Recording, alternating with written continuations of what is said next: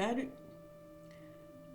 Là maintenant, c'est la ville d'Eridu, extrême sud de l'Irak actuel. Eridugaki. Eri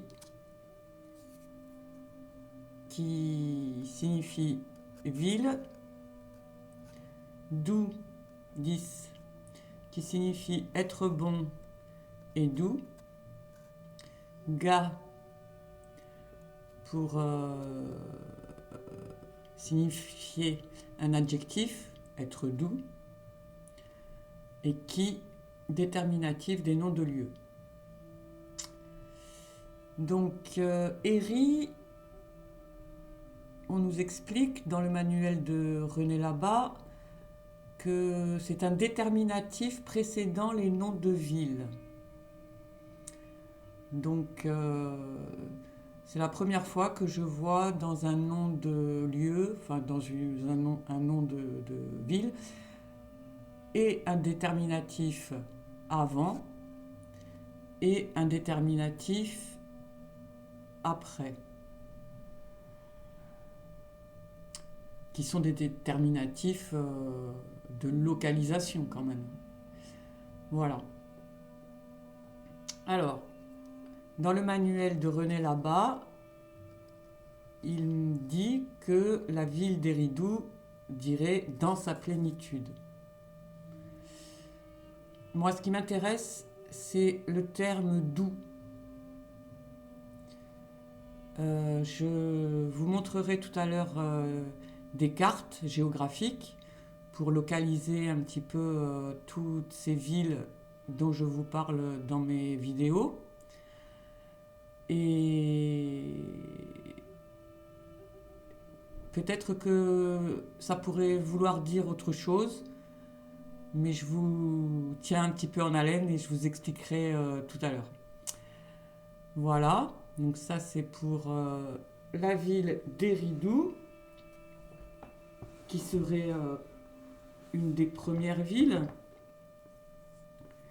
bâties à Sumer, vers 3500 avant Jésus-Christ. Alors,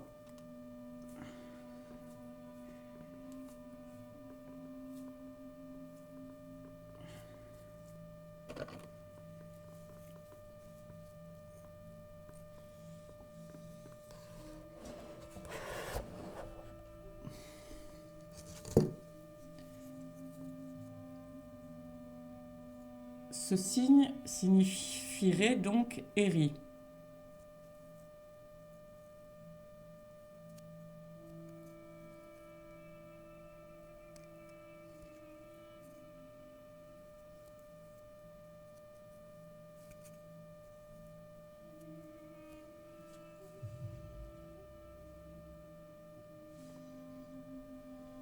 Pardon, excusez-moi.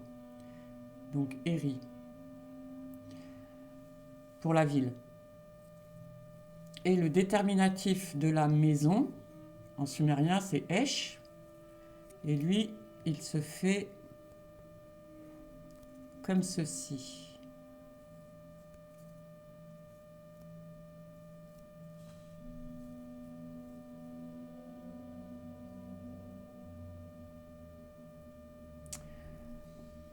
Et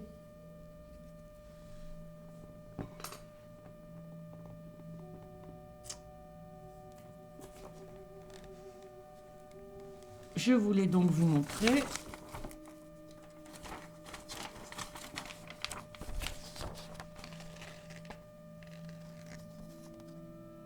un exemple de la maquette. Alors c'est trouble, désolé. Maquette antique de maison à ouverture étroite sur le Moyen Euphrate en Syrie au 8e et 7e siècle avant Jésus-Christ. Je trouve que la ressemblance est frappante. Eridu est également sur le fleuve Euphrate. Donc voilà. c'était une petite réflexion. Ensuite, j'ai voulu continuer avec Arata et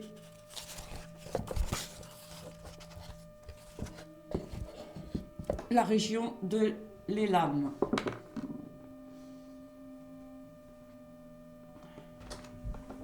Donc là, nous ne sommes plus en Irak, nous sommes en Iran.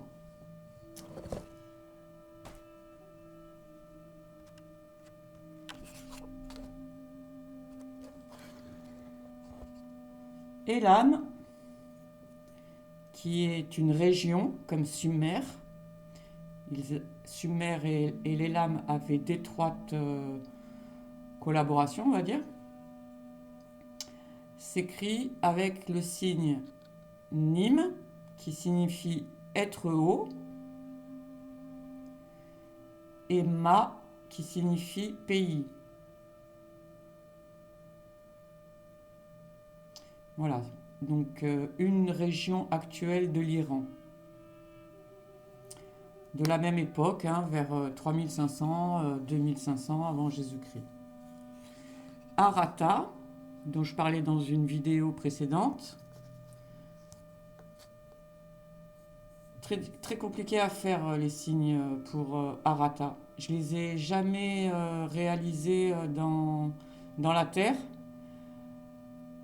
Donc, là, je vous avoue que ça a été très compliqué parce que dans le manuel de René là-bas,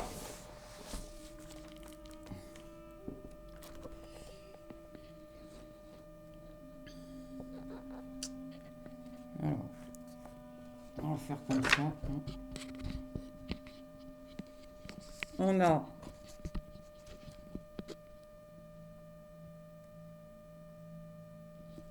donc ce signe ici, ces deux-là. Donc là, avec leur évolution au fur et à mesure.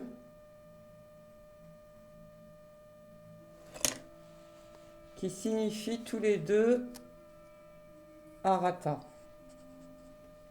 Désolé, c'est très flou. Arata, la ville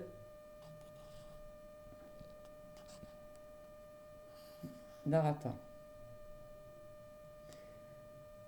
Mais vous voyez, Arata, c'est un seul mot quand il dit la ville d'Arata. Alors que, en fait, c'est composé de plein de signes différents. Mais moi, j'avais que ce signe-là. Donc, je suis allée chercher les autres. Ceux-là, qui sont ici. Et qu'on ne retrouve pas. Alors, je me réinstalle, pardon. Putain, j'ai galéré en plus.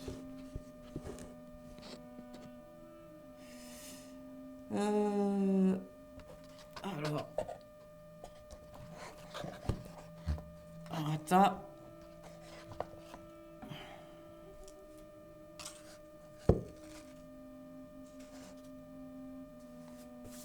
Est composé d'un signe ici qui veut dire vaincre, collé au signe, c'est pour ça que j'ai mis des petits traits là, mais il est collé celui-ci. C'est court qui signifie des montagnes. Ensuite, on a un signe Nim qui signifie être haut.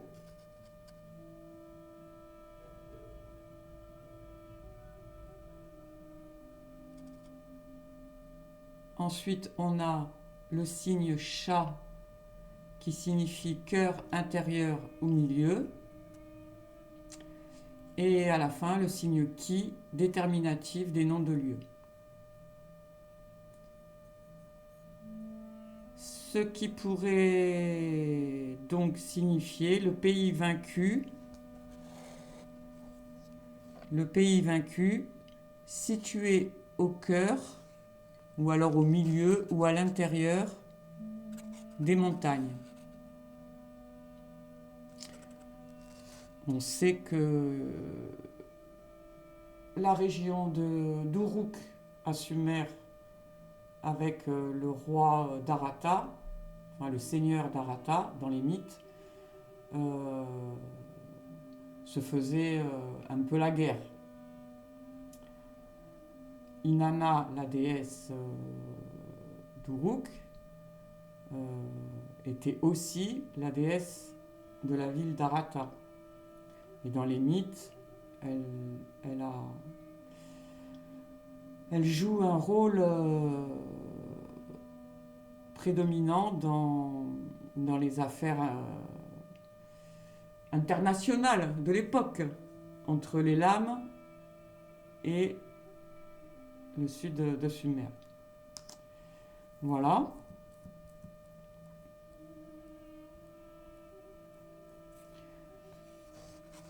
Ah tiens, je ne l'ai jamais fait celui-ci. Je vais essayer. Alors, donc 436 qu'on retrouve ici. Lame, qui veut dire vaincre.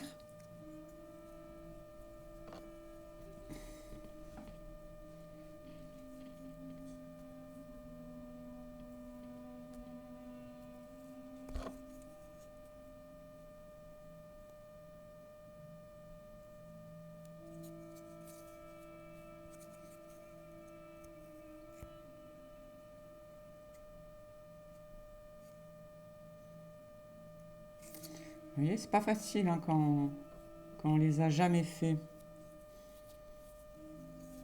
Là, celui-là, il faut qu'il soit plus penché. Mais je vais commencer par celui-là, tiens. Peut-être que j'y arriverai mieux.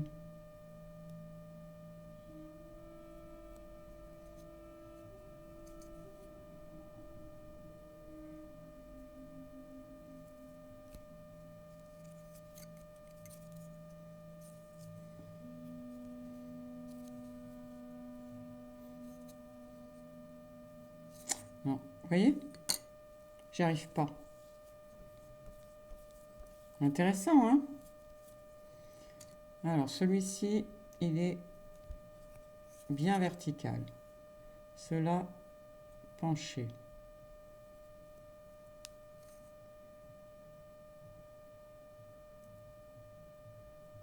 Un.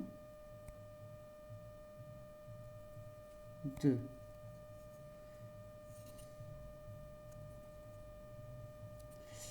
Et ensuite, les petits. 1, 2, 3, 4, 5.